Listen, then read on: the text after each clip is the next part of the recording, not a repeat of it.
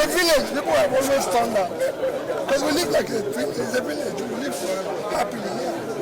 You know, so people always turn out, this is my voting book. But until I have assessment of what is happening all over Nigeria, which I urge Nigerians to come out and vote, it's an existential election that will start turning around Nigeria because the country is collapsing. Okay, so how will you judge the INEC for this election? How will you judge the INEC for this election? I can't judge the INEC now because I don't know what's happening everywhere. What is happening here is okay. So I hope what's happening here is what is happening globally, all over Nigeria. If it is, fine.